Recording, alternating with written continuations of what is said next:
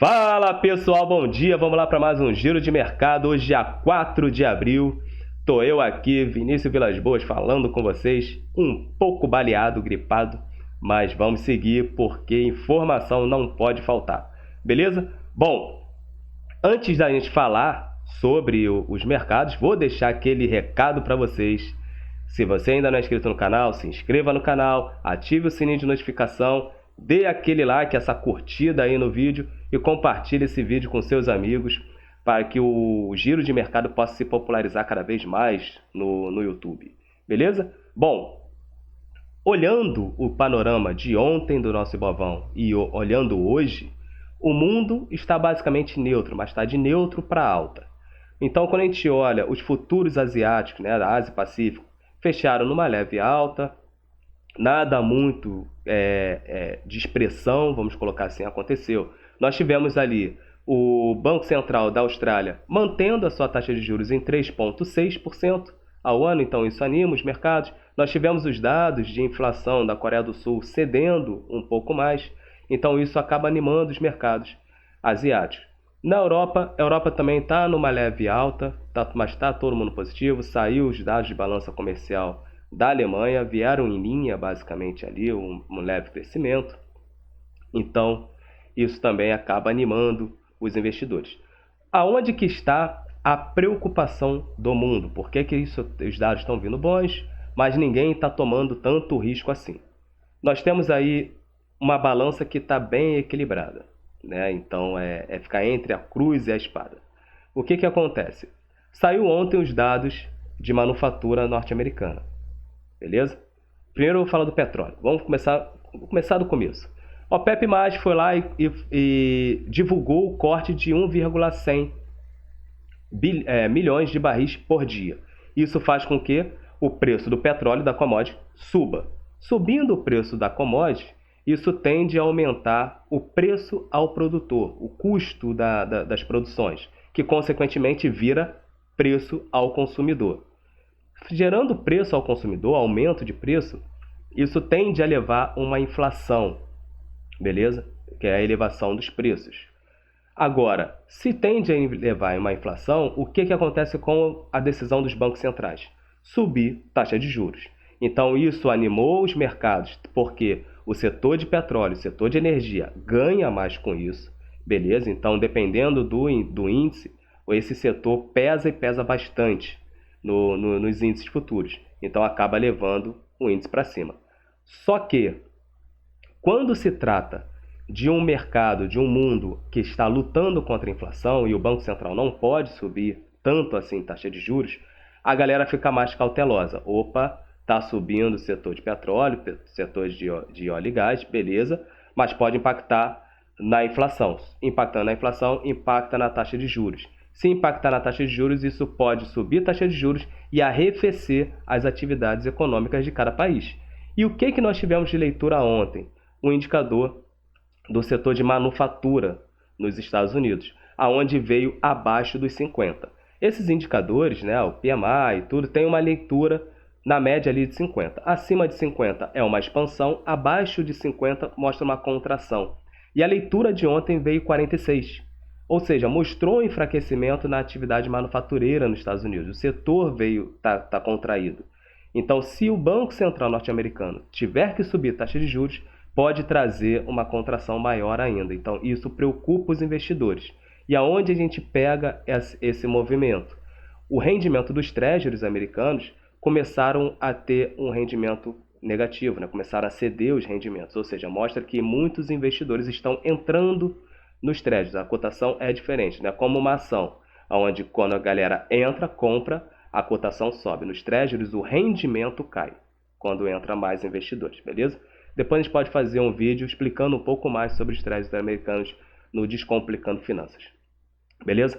Então, isso mostra o mundo numa alta, porém cautelosa, beleza? Então, isso pode impactar aqui no nosso Ibovão também. Ontem o nosso Ibovespa, ele basicamente ficou ali neutro, ele cedeu bastante. Eu vou botar aqui depois o nosso Ibovão da massa. Ele cedeu, mas depois veio recuperando parte das suas perdas. Então mostra que mesmo pessimista, a galera está comprando. Estou comprando, mas estou pessimista. Né? Então não deixou o Ibovão da Massa ceder tanto, até porque a Petrobras segurou na unha, e depois a nossa querida Vale, que estava cedendo, fechou basicamente ali no 0 a 0. Então fez com que a cotação do Ibovespa reduzisse um pouco mais as suas perdas. O que pesa aqui hoje no nosso Ibovão da Massa? É basicamente a questão fiscal. O arcabouço fiscal foi lançado, todo mundo gostou da apresentação, outros não gostaram, todo mundo não, alguns gostaram da apresentação, outros não gostaram, pelo menos nasceu o filho, só que com muitas dúvidas. Então, as regras não ficaram tão claras, até então não saiu o texto do arcabouço fiscal. Esse texto deve sair até a quarta-feira e seguir para o Congresso para uma votação até o dia 10, na segunda-feira que vem, se eu não me engano. Deixa eu olhar aqui no meu calendário. Isso, até segunda-feira que vem pode sair aí o texto para votação no Congresso.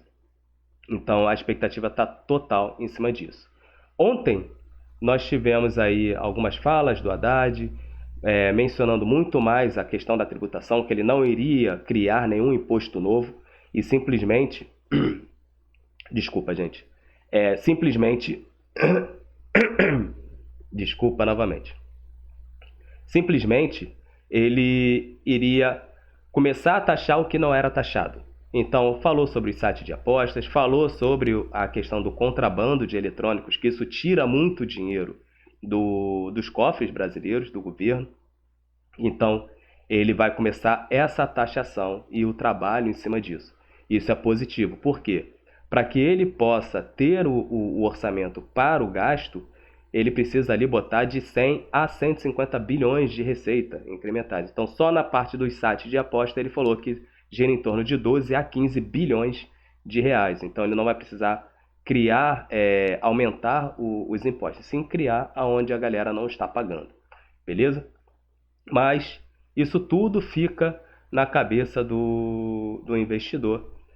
E aí a gente vai pensar o seguinte: o que vem depois? Essa que é a questão. Beleza? Vamos colocar aqui o nosso Ibovão da Massa para vocês. Vou tirar aqui meu rostinho lindo. Beleza? Bom, a balança, ó.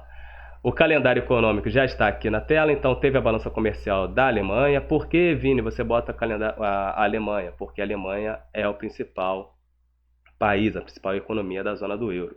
Então veio o INIA, nada muito gritante. Aonde que a gente tem que estar olhando hoje?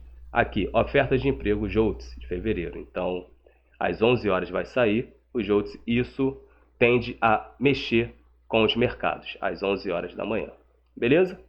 Bom, olhando aqui também os setores, vemos aqui a Vale, né, que estava em queda e depois fechou neutro. Então, deu uma segurada, fez com que o Ibovão recuperasse parte das suas perdas. Petróleo e gás segurou na unha, valente como sempre, a nossa querida Petro e a nossa querida Prio, nunca critiquei. Vamos lá. E aqui o setor financeiro, que eu tinha uma expectativa até mesmo do setor financeiro por ter apanhado um pouco, ele tivesse uma subida, né? Se ele tivesse tido esse viés um pouco mais positivo, nós teríamos aí um Ibovão de leve alta, ou então até mesmo numa boa alta. Vamos colocar assim. Mas o nosso setor financeiro, devido à questão da contribuição sobre o lucro líquido, que pode vir um aumento, alguma coisa desse tipo, voltar ali, isso acaba impactando no lucro líquido dos bancos. Impactando no lucro líquido dos bancos, o preço cai, devido porque o lucro vai cair, tende a cair. Então aqui no nosso Ibovão, ele teve uma queda, depois recuou, diminuiu as suas perdas, então fechou aí em 0,37. Nossa doleta também fechou basicamente neutra, vamos colocar assim, nada muito gritante. Então hoje a gente tem que ficar de olho exatamente nos pontos sobre o arcabouço fiscal e às 11 horas da manhã o mercado de trabalho norte-americano. Então o mercado está olhando positivamente para essa questão do petróleo nos setores de energia, porque isso é bom para as empresas do setor, porém isso tende a impactar na questão da inflação, beleza? Então impacta na taxa de juros, conforme eu falei no início do vídeo, beleza? E aqui no nosso Brasilzão é o arcabouço fiscal, temos que ficar de olho, atentos a tudo que possa sair sobre taxação, porque agora para pagar a conta ele precisa subir a arrecadação, e o governo, para subir a arrecadação, são tributos, é a forma que ele tem de captar dinheiro, beleza? Então forte abraço, pessoal, um bom dia, vamos colocar assim, de mercado, e até amanhã com mais giro de mercado. Valeu!